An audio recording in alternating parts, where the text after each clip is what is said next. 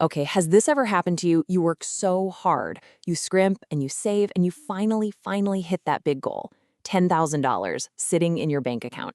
It feels incredible, right? But then, poof, it's gone.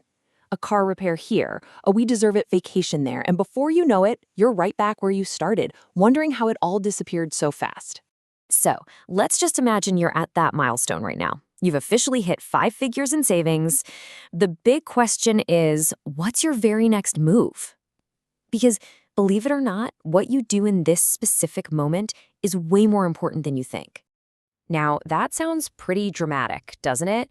But we're going to dive into why this single decision point really can send you down two completely different financial paths for life. And the thing is, most people, without even realizing it, take the wrong path. Today, we're going to make sure you know how to choose the right one. Yeah, think of it like this. Hitting 10 grand isn't the finish line. It's actually a critical crossroads. It's the moment you have to stop and consciously decide which direction you want your financial future to go. First off, let's get one thing straight. Saving $10,000 is a massive accomplishment. You should be so proud of that. But, and this is a big but, it's also really important to understand that this isn't true wealth just yet. I mean, it's not enough to retire on, and if you lost your job, it might only cover a few months of living expenses. And just to put your achievement into perspective, get this. About 40% of Americans can't even come up with $1,000 for an emergency without taking on debt.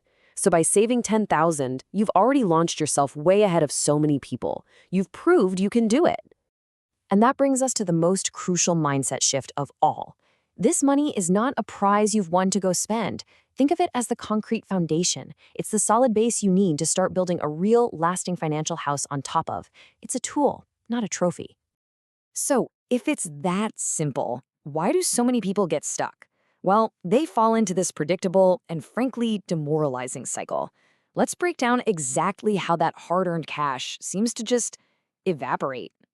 Here's how it almost always plays out. First, that beautiful 10 grand just hangs out in a regular old checking account. Second, because it's just sitting there, easy to see and easy to spend, spending habits start to loosen up a bit. Third, life happens, and a real emergency, not a new TV, inevitably hits. And boom, finally, that one event plus all the slightly higher spending completely wipes out the savings and you're back to zero. This is the silent killer of wealth. It's called lifestyle creep. And it's so sneaky because it's not about one big, dumb purchase. Nope. It's about hundreds of tiny, little decisions. Eating out a bit more, grabbing the nicer brand at the store, all because your brain sees that big number in your account and whispers, hey, you can afford it. It's a slow leak that will sink your entire financial ship. But there is a way to break the cycle, and it's actually surprisingly simple. It's all about being intentional and super strategic the second you hit that milestone. We call it the two-bucket solution. The entire solution is this one simple move. The moment you have $10,000, you split it. You immediately give every single one of those dollars a specific job. A portion is assigned to safety, and the rest is assigned to growth. This single action right here changes the entire game. Okay, here's your action plan. Step 1, secure your foundation. You're going to move somewhere between $3,000 and $5,000 into a completely separate, high-yield savings account. This is now your untouchable, emergency-only fund. Step 2, invest the rest. That 5 to 7 grand goes into a retirement account like a Roth IRA, which is built for one thing, long-term growth. The real genius of this is all psychological. By physically moving the money into separate accounts, you create what's called friction. It's no longer just a swipe away.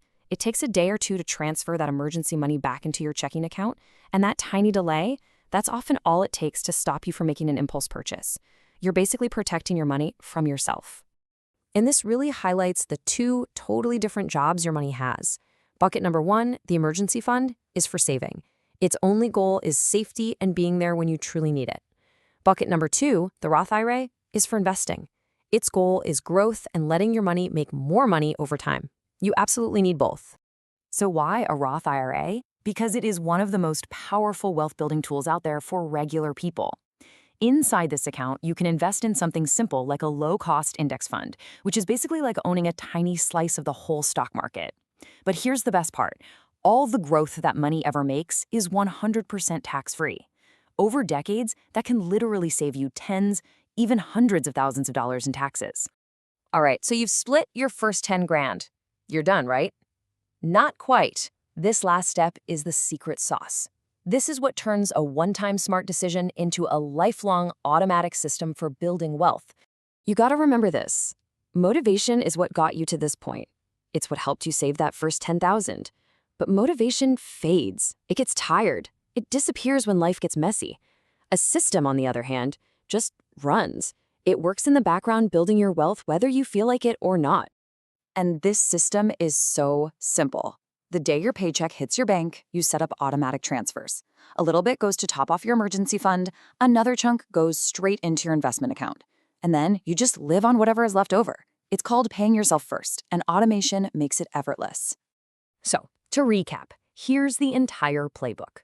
The second you hit 10 grand, you split it. You build a separate, sacred emergency fund. You invest the rest for that sweet long-term growth. You put the whole thing on autopilot for the future. And then, the hardest part, you practice patience and let the system do its work. And that leaves us with one final question you have to ask yourself.